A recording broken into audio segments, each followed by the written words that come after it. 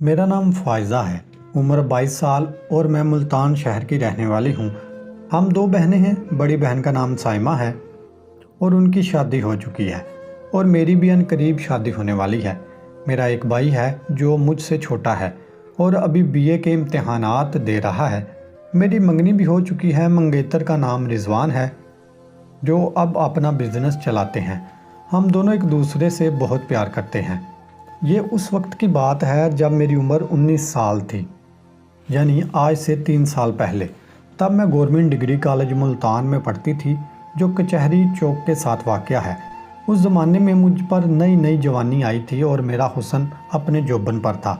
हर देखने वाले को एक बार मजबूर कर देता था। कॉलेज का ज़माना था। हम लड़कियां कॉलेज में आपस में प्यार के बारे में बातें भी करती थीं और चंद एक फिल्में भी देखकर। आज से 3 साल पहले मेरी बहन अपने शोहर यानी मेरे बहनोई के साथ मेके रहने के लिए आई थी। मेरे बहनोई एक नहायत शरीफ और अच्छे इंसान हैं। हर किसी से बहुत प्यार मोहब्बत और इखलाक के साथ मिलने वाले हैं और मेरी बहन उनके साथ बहुत अच्छी इज़्दिवाजी ज़िंदगी बसर कर रही है। साइमा यानी मेरी बड़ी बहन कभी कभी मेरे साथ प्यार की बातें भी करती थी और बताती थी कि उसके मियाँ कैसे उसकी जम के ख्वाहिश पूरी करते हैं। मेरे बहनोई का नाम इमरान है जो लाहौर में एक प्राइवेट फर्म में काम करते हैं।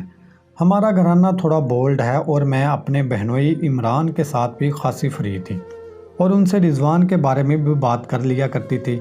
जब साइमा इमरान के साथ हमारे यहाँ रहने के लिए आई तो उन दिनों रिजवान भी पढ़ाई के लिए मुल्तान आए हुए थे, जो उस वक्त बहाउद्दीन ज़करिया यूनिवर्सिटी में पढ़ते थे।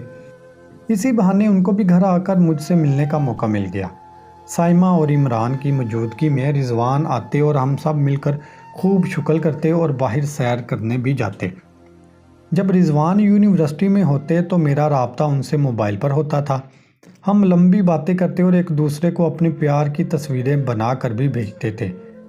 हम कैंट चले गए और उस दिन जब साइमा और इमरान दोनों शॉपिंग के लिए शाम के वक्त अम्मी अब्बू के घर पर मौजूद नहीं थे तो मैंने रिजवान को कॉल की और काफ़ी देर हम एक दूसरे से प्यार मोहब्बत और फिर उसके बारे में बातें की।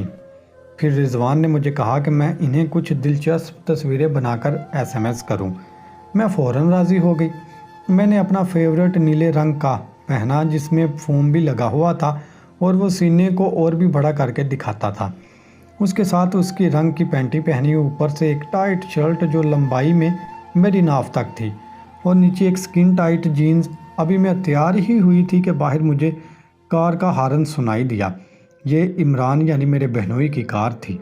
मुझे उस वक्त उनके वापस आने की बिल्कुल खुशी नहीं हुई, लेकिन क्या करती, दरवाज़ा खोला तो पता लगा कि वो अकेले आए हैं। साइमा को कैंट में अपनी कोई पुरानी दोस्त मिल गई थी और वह उसके साथ उसके घर चली गई थी, इसलिए इमरान जल्दी वापस आ गए। अंदर आकर उन्होंने मेरे ऊपर से नीचे तक बागौर जायज़ा लिया और फिर हंस कर बोले, रिजवान के साथ डेट पर जाने का तो इरादा नहीं क्या तुम्हारा? मैं भी हंस दी कि नहीं, ऐसी किस्मत कहाँ हमारी, अकेले घूमने जा सके बाहर। ये कहकर मैं किचन में चली गई कि रात के लिए खाने का कुछ बंदोबस्त करूं, क्योंकि तस्वीरें बनाना तो अब मुश्किल था। और साथ ही मैंने रिजवान को भी मैसेज करके बता दिया कि आज मैं तस्वीर नहीं भेज सकती। जब मैं किचन में काम में मसरूफ़ थी तो इमरान किचन में आए और मुझसे पानी मांगा। मैंने गिलास में पानी डालकर दिया और ख़ुद दोबारा चूल्हे की तरफ मुँह करके खाना बनाने में मसरूफ़ हो गई। कुछ देर गुजरने के बाद मुझे एहसास हुआ कि इमरान अभी तक किचन में मौजूद हैं। मैंने मुड़कर देखा तो वो मेरे पीछे ही खड़े थे और उनकी नज़रें मेरे हिप पर थीं। ये देखकर मुझे खुशी भी हुई और शर्मिंदगी भी। खुशी इसलिए कि मुझे अपनी खूबसूरती पर फ़ख्र होने लगा। मेरे बहनोई को भी थोड़ा बहका दिया था। और शर्मिंदगी इसलिए कि अमूमन मैं घर में ऐसा लिबास नहीं पहनती थी और ये वाला कुछ ज़्यादा ही टाइट था, जिसमें मेरे जिस्म के तमाम उभार वाज़िया नज़र आ रहे थे। मैंने इमरान को मुखातिब करके पूछा कि इमरान भाई क्या हुआ, कुछ और चाहिए क्या आपको? वो एकदम चौंके और मेरे हिप से नज़र हटाकर मेरी तरफ देखकर बोले, नहीं कुछ नहीं, बस ऐसे ही कमरे में अकेले बैठे बोर हो रहा था तो सोचा कुछ देर अपनी साली से गपशप ही लगा ली जाए। मैं भी मुस्कुरा दी और कहा, जी ज़रूर। हम दोनों बातें शुरू कर दी इधर उधर की। कुछ देर बाद इमरान ने मेरी तारीफ़ करते हुए कहा कि तुम इन कपड़ों में क़यामत ढा रही हो। मेरा चेहरा खुशी और शर्म से सुर्ख हो गया। مجھے اپنی تعریف سننا بہت اچھا لگتا تھا۔ پھر عمران بولے کہ رضوان تو بڑا خوش قسمت ہے جس کو تم جیسی دلکش لڑکی ملی ہے۔ ان کے منہ سے ایسا لفظ سن کر میں ہکی بکی رہ گئی، کیونکہ ہم نے پہلے کبھی ایسی بات آپس میں نہیں کی تھی۔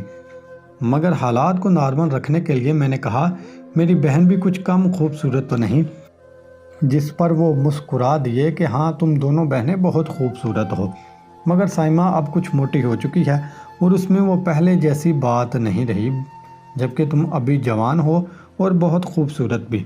یہ کہہ کر وہ میرے تھوڑے اور قریب آ گئے اور میرا ہاتھ پکڑ لیا۔ میرے لیے یہ حیران کن بات تھی اور میں پریشان بھی ہو گئی، کیونکہ عمران کی نیت ٹھیک نہیں لگ رہی تھی۔ اور اسی وقت میری نظر عمران کی پینٹ پر پڑی تو وہاں ناف سے نیچے کچھ ایک ابھار نظر آ رہا تھا۔ میں سمجھ گئی کہ مجھے ایسے ٹائٹ کپڑوں میں دیکھ کر میرے بہنوئی آؤٹ آف کنٹرول ہو گیا ہے۔ میں تھوڑا پیچھے ہٹتے ہوئے بولی کہ مجھے ان کپڑوں میں الجھن ہو رہی ہے، میں شلوار قمیض پہن کر آتی ہوں۔ مگر انہوں نے میرا ہاتھ دوبارہ پکڑ لیا اور کہا کہ نہیں، تم ان کپڑوں میں بہت پیاری لگ رہی ہو، کچھ دیر ٹھہر کر چینج کر لینا۔ میں اور بھی پریشان ہو گئی اور مجھے ڈر لگنے لگا کہ آج میرا کنوارا پن ختم ہو جائے گا۔ مجھے ڈرتا دیکھ کر عمران نے اپنے اوپر تھوڑا قابو پایا اور مجھے ریلیکس کرنے کے لیے بولے کہ ڈرو نہیں، تم میری بیوی نہیں سالی ہو، بس میں ان کپڑوں میں تمہاری کچھ تصاویر بنا لوں پھر چینج کر لینا۔ مجھے تھوڑا حوصلہ ہوا اور میں نے شکر کیا کہ عمران کا کچھ غلط ارادہ نہیں۔ یہ کہہ کر وہ مجھے میرے کمرے میں لے گئے اور اپنا موبائل نکال کر میری ایک تصویر بنائی۔ پہلے انہوں نے کچھ تصویریں دور سے بنائیں، مگر پھر ایک تصویر موبائل میرے سینے کے قریب کر کے ان کی بھی تصویر بنا ڈالی۔ میں نے منع کیا اور کہا کہ یہ آپ کیا کر رہے ہیں؟ تو عمران بولے کچھ نہیں، تم نے کون سا بعد میں ایسا ڈریس پہننا ہے، تو ابھی تمہاری خوبصورتی کو محفوظ کر لوں تاکہ بار بار دیکھ سکوں۔ پھر انہوں نے میرا منہ دوسری طرف کر کے میری ہپ کی بھی تصویر بنائی اور میں پریشان کھڑی تھی کہ آخر یہ سب کیا ہو رہا ہے۔ پھر عمران نے میری شرٹ کا اوپر والا بٹن کھول دیا۔ میں نے مزاحمت کرنا چاہی۔ عمران بولے بس کچھ ہٹ کے تصویریں بنانی ہیں تمہاری۔ انہوں نے زبردستی میرا اوپر والا بٹن کھلوایا اور میرے کندھے سے شرٹ ہٹا کر میری تصویر بنائی، پھر دوسرے کندھے سے بھی شرٹ ہٹا دی۔ مجھے کچھ سمجھ نہیں آ رہی تھی کہ میں کیا کروں۔ نظریں جھکائے چپ چاپ کھڑی تھی میں کہ عمران اپنا موبائل ٹیبل پر رکھا اور میرے قریب آ کر میرا چہرہ اپنے ہاتھوں میں لیا اور اپنے ہونٹ میرے ہونٹوں پر رکھ دیے۔ میرے تن بدن میں جیسے آگ سی لگ گئی، مگر میں نے مزاحمت کرنے کی کوشش کی کہ عمران بھائی یہ سب ٹھیک نہیں، یہ غلط ہے۔ مگر انہوں نے دوبارہ اپنے ہونٹ میرے ہونٹوں پہ رکھ دیا اور ان کو چوسنے لگے۔ وہ بڑے پیار اور آہستگی کے ساتھ میرے ہونٹ چوس رہے تھے۔ میں نے پیچھے ہٹنے کی کوشش کی تو انہوں نے اپنا دایاں ہاتھ میری کمر پر رکھ کر مجھے اپنی طرف کھینچ لیا۔ میرے سینے زور سے عمران کے سینے میں دھنس گیا۔ یہ پہلا موقع تھا جب مجھے کسی مرد نے چوما تھا اور مجھے اپنے گلے سے لگایا تھا۔ میں نے فلموں میں تو سب کچھ دیکھا تھا، مگر کبھی کسی مرد کے اتنے قریب نہیں گئی تھی، یہاں تک کہ رضوان سے بھی کبھی اتنی قربت نہیں ہوئی تھی۔ عمران مسلسل میرے ہونٹ چوس رہے تھے اور اب ان کا ہاتھ میری کمر سے ہوتا ہوا میری ہپ پر جا چکا تھا۔ ٹائٹ جینز سے باہر نکلتے ہوئے ہپ کو انہوں نے زور سے اپنے ہاتھوں سے دبا لیا تھا، جیسے کبھی چھوڑنے کا ارادہ نہ ہو۔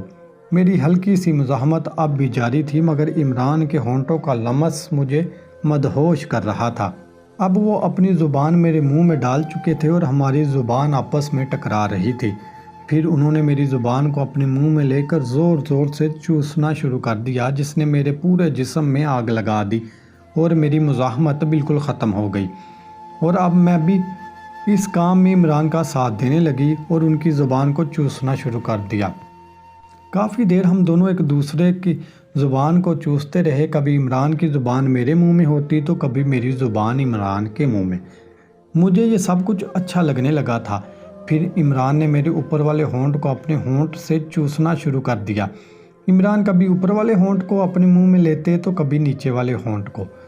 ہونٹوں سے دل بھرا تو عمران نے میرے کندھوں کو چومنا شروع کر دیا، جو وہ پہلے ہی برہنہ کر چکے تھے۔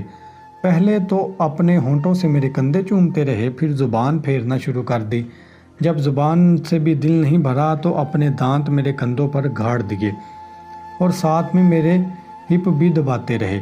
پھر میری گردن پر بھی یہی مشق دہرائی، ہونٹوں سے زبان اور دانتوں سے کاٹ کر میری گردن پر پیار کیا۔ جب وہ میری گردن پر زبان پھیرتے اور کاٹتے تو جیسے مجھے 240 وولٹ کا جھٹکا لگتا۔ میں تڑپنے لگی اور میرے منہ سے خود بخود سسکیاں نکلنے لگی، جن سے عمران کو اور حوصلہ ملا، اور پھر آہستہ آہستہ وہ میرے سینے تک پہنچ گئے اور میری شرٹ اتار دی۔